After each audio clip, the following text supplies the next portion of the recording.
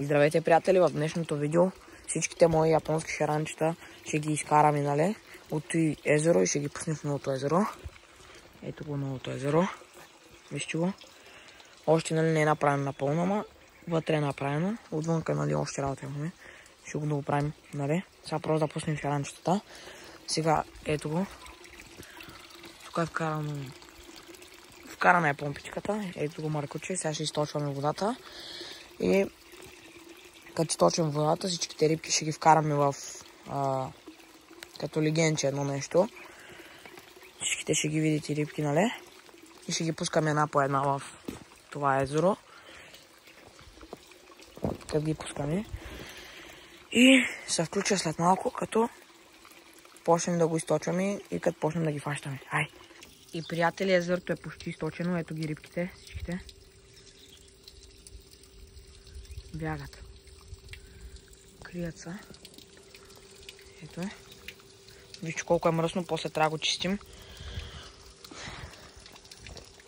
Доста са пораснали. Кой е зелено? Всичкото тут трябва да се изчисти. И ето и папурче, дете тук. Ще го изместим в новото езеро. Ей, тук е там, тази дупка и там ще го сложим. След малко влизам в новото езеро да го сложа. И като фана рибките, като ги сложа в бялото корито, дето е, ще ви ги снимам всичките. И после ще ги пускам една по една в новото езеро. И до след малко хора. И, приятели, ето сложихме папурчетата. Едното е в единия край, другото е тук. Ето сме ги скамани. И сега ще ви покажа водните лилии. И тях сложихме. Измихме, ето е голямата водна лилия. Там е по-малката. На някой, ако му е интересно колко е най-дълбоката част, около 1,15 м мерихме я. Ето. И сега почваме да фащаме рибките. Сега ще ви покажа. Вижте, почти се източва. Ей, всичките рибки. Тук. Ето в какво ще ги слагаме. Сега ще ви покажа. Ето. Едното място е тук. Другото е там. Сега слагаме въздух, ще сложим на другата помпичка. И ще включа. Ей, сега след малко с някоя риба, като я вкараме в той да ги видите. Ай!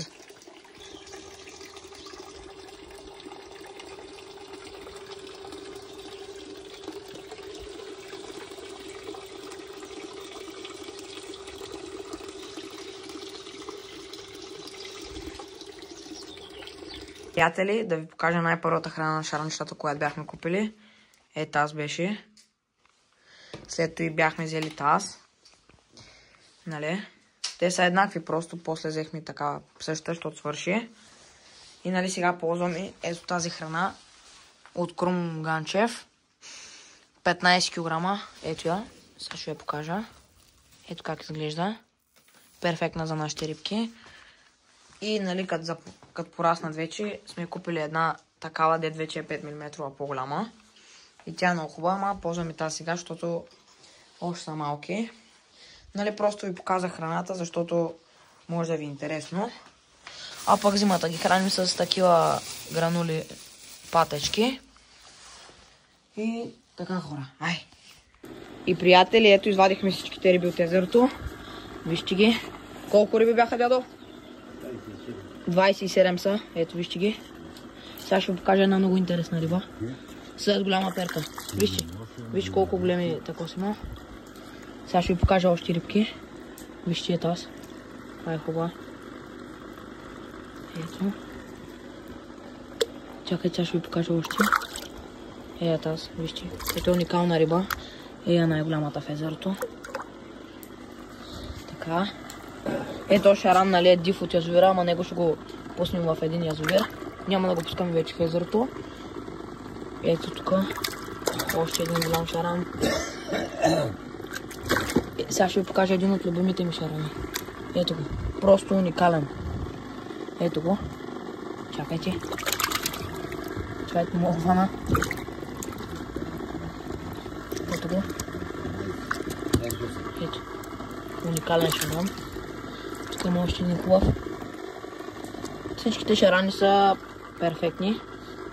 И сега, след малко, ще ги пускаме в новото езеро. Ето, вижте. Всичките риби ги махнахме. тук просто работи вече. И след малко ще ги пускаме в новото езеро. И, ай, приятели, след малко.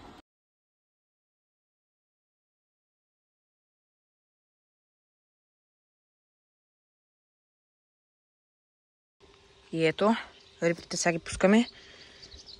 Ето, първа рибка. Оп. Внимателно. И свърча. Тази след малко, айде. Втора рибка. Айде, бягай.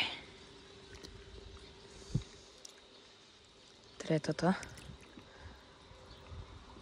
Я пускам.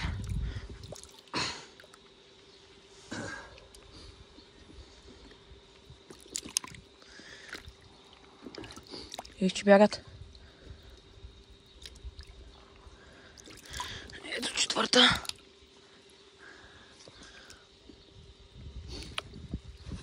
Пета рибка. И тази голямата.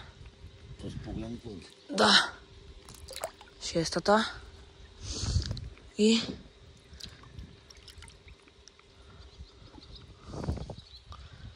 Ето е красивата. Тази е много красива, вижте. За големите перки. Пускаме ги всичките. Ето от пола.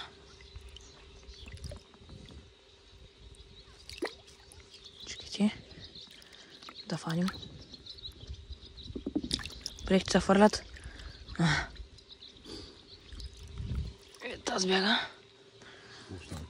Не, повече бе. Ще ги видим на клипа. Абе, общо взето сега ги пускаме и ще ги снимам, защото доста дълго стане видеото, ако ви покам. Просто ето ги, всичките рибки. И се включва сега след малко. И приятели, рибките вече са в новия си дом. Ето ги. Сега още са наплашени все пак. Точим вода, фащаме ги скепа, снимаме ги. И утре като излязат, или по-късно ако излязат, ще ви ги снимам. Даже ще ги снимам като ядат. Просто сега са още наплашени и всичките са там. И сега ще чистя това езеро, че цялото е калвище. Тина цялото. Като го изчистя, ще се включа да го видите как съм го изчистил. До след малко, приятели. Ай! И ето, приятели, вижте. Вижте рибките. Излязаха. Дядо сега чисти филтъра. Защото е мръсен. И след малко го пускаме. Да им прави въздух. Ето аз докъде съм. Целия съм кален. Тук не може да се изчисти тази мизерия. Всичкото от земята имаше 4 пръстатиня. Вижте. Чистя, фърлям. Колкото го изчистя, толкова. След малко като пуснем той помпата да върти и като го изчистя, ще се включа. Ай, приятели. Приятели, пуснахме една такава помпичка да прави въздух. А пък след малко вече ще слагаме филтъра. Сега ще ви покажа. Ето. Цял чулом. Его нормалния шаран, де че го носим на един язовир. Ето го. А пък его филтъра. Ове лампата. Ове лампата, ако някой се интересува. 36 вата, купена от Кром Ганчев. За около 220 лева. И филтъра е около 200 лева, нали? И нали, ето е помпата на филтъра. И след малко, като го пуснем ето там, всичко ще бъде супер. И надявам се клипът да ви е харесал. И ако искате още такива видеа, да се абонирате за канала и да лайкнете. И до скоро, приятели. Ай!